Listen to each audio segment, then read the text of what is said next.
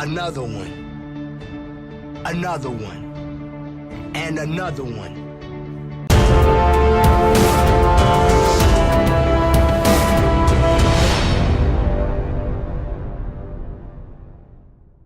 Hey, what is going on, guys? It is Cupcake Smasher here, bringing you another video, and today I'm going to be showing you some replays, but I'm really going to be talking about the update, because this is a big update, and I think it should be explored.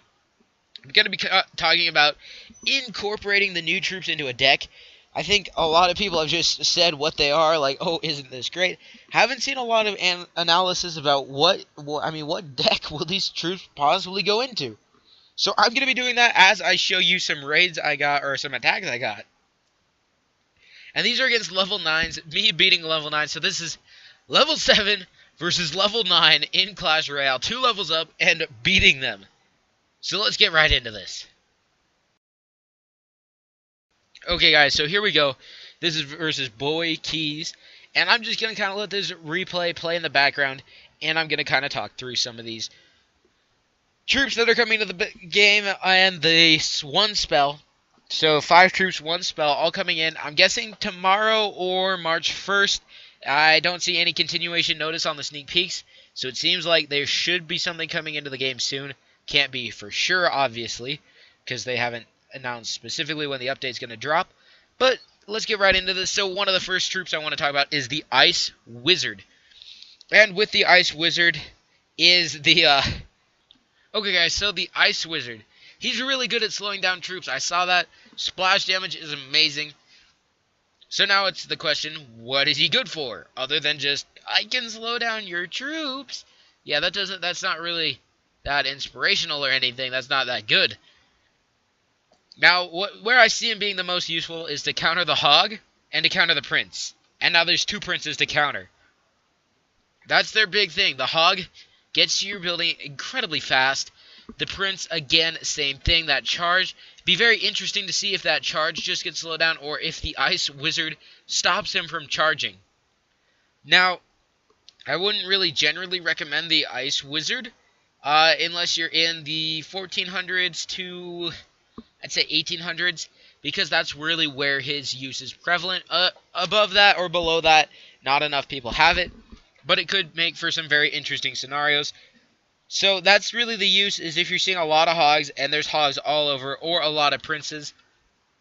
Other than that, though, he's not really a good addition to the deck. I don't see him being useful against a lot of other things. But now let's talk about the Royal Giant, and this is actually the perfect time. So you can see my Giant on this mortar. Here's the issue. The Royal Giant is now a ranged tank. This is something the Clash world has never seen, and therefore it's going to be a rough entry. I'm not saying that because it's not worth it. I'm saying it because nobody knows what it's good for, or if it's good for anything. So it has a range, I think Galadon said 6 tiles, okay? There's only one thing in the game that has more than 6. Every other ranged thing in the game would be in front of this Giant. Of course, they are introducing the Princess, so if you're lucky enough to get them both, you can use them together. Otherwise, though, you're going to have to use the Musketeers, and that might be part of the reasoning for making the Musketeer Trio. It's like, we need to make this worth it. The Musketeer Trio, though, has some flaws. So that's the Royal Giant. You can really only use him with the Princess and the Musketeer, but the issue is it helps the Expo. If we think about it, that ranged tank is only good for acting as this barrier between the Expo or the mortar, as we saw in that battle, on the towers. So right now, I mean, here's my Giant. The Royal Giant will cost 6, so if you use him with an Expo, you're up to 12. It's a very expensive push, but it's not altogether unworth it. This is 13 tiles. It's extremely hard to counter in the first place. Add a Royal Giant in front of it, and you just might lose your tower. That just might be what's happening. Other than that, only the Musketeer, and only by half a tile. So she'll be standing right next to this Giant. I don't know. He's really not this offense over defense thing. We don't really have the use for him. The Princess, hopefully the Princess will be good with him. But now let's start talking about the Princess. So what she'll be good for is, as I'm getting into the next raid or battle, so the princess, what she'll be good for is standing behind this tower. Right here, right? See where my level 7 is? That's where she'll stand. And I see her being the best against building spammers or hut spammers, depending on what you talk about them. And the reason is, if she stands here, and the hut just keeps coming, she's going to be shooting things at that bridge. That'll be insane. And if she just keeps standing there, and the hut just keeps laying stuff, they're in for a big, big trouble. She does splash damage, taking down those troops quickly, but they'll be in so much trouble, and they'll have to do something against her, and she does get taken down by the arrows, fireball, etc., but if they choose to do that, they're waking up the king tower. I mean, literally, they're going to be waking up the king tower just to deal with a princess? Is it worth it? That's what I like to see. This is going to be a very interesting card. She obviously could be used if you have a really, really strong counter like my Valk Prince. She only costs, I believe, 3. So that's a 12 elixir push. That's not that bad. You could have her either defending your troops, standing way back here trying to help them out, or just on the other side picking off the tower as your troops, absorb what the elixir they have. It's a really cool idea. I really do like the princess, and I can see using her. From there, so we've covered the Royal Giant, the Princess, the Ice Wizard. Now let's talk about the Musketeer Trio. I think that's best used for the... I think that's used for the Royal Giant. That's still a 16 elixir push, and it's not really worth it because guess what? That fireball, yeah, that'll take out your Musketeers. So there's this really big issue I see where the Musketeers, the only thing they're good for is standing behind that Royal Giant, or that's the only thing he's good for, and yet they can be taken out by a fireball, and you've ruined your push. So I don't know. I'm very scared. Musketeer Trio, it won't get used. First of all, 10 elixir, that's insane. Yeah, it's just awful. It's just awful. So there we go, that's that. So now we have the Poison and the Dark Prince, and I can't wait for the Dark Prince.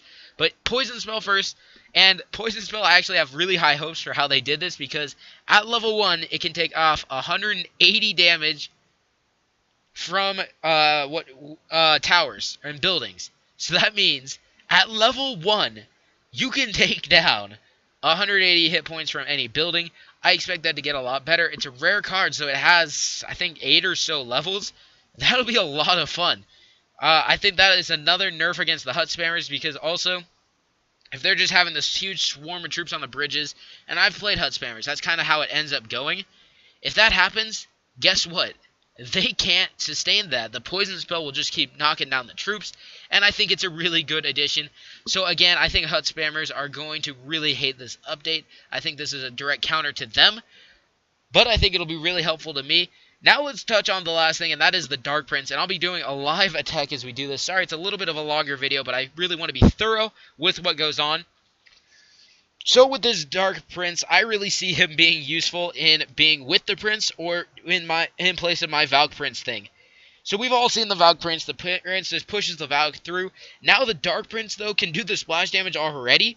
So I'm thinking, why not just replace the 4 elixir Dark Prince with a Valk, have them run very quickly together, and still do the same splash damage, and get the tower.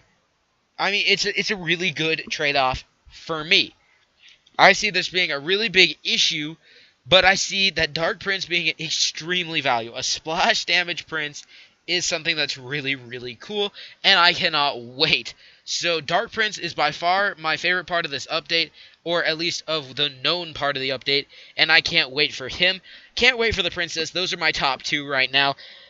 This guy really waited a long time to use this free spell.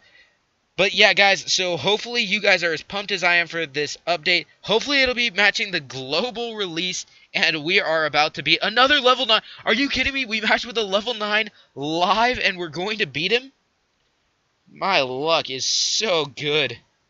Well, sort of. I keep matching with level 9s, so I mean, I don't know.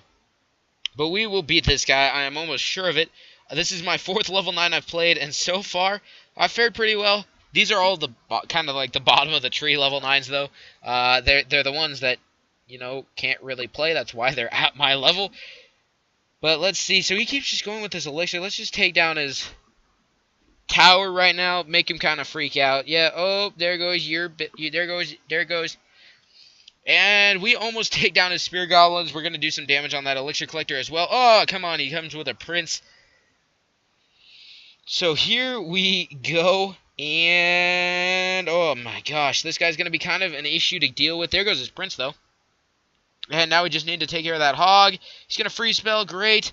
Great. Not great. Not great. Not great. Not great. Come on, take it down. Oh my goodness, we might not win.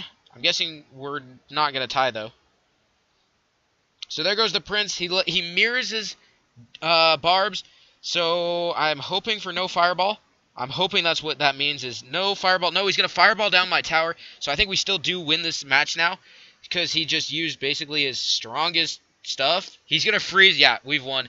We've won. So there we go, guys. Video totally dedicated to level 9s and how to beat them, or not how to beat them, but a level 7 beating them. And I think I'm going to be beating a level 9 live for you guys. That is pretty epic. I'm not going to lie about that. That's pretty epic. You're seriously, this guy just lost the match for himself. He lays a prince to try to take out a... You do not go for a 3 crown in this situation. Not if you are him. He's going to freeze my tower, but this is it. You do not go for a 3 crown in that situation, guys. You cannot. He did amazing damage, right? You do not go for a 3 crown situation, especially when you have absolutely 0 damage on it. Plus 21 trophies on that one. We were way above him anyway, and we are at our trophy record with that. So guys, hopefully you did enjoy this video. Hopefully you are pumped for this update, because I know I am. If you do enjoy these videos, make sure to click the subscribe button. I got that giveaway going on. You can check out my 100 subscriber special for details on that. If you'd like to see more Clash of Clans videos, click on the video to my left. That's the one being held by the wall breaker. If you'd like to see more Clash Royale, click on the one to the right. And until next time, guys, this has been Cupcake Smasher, bringing you another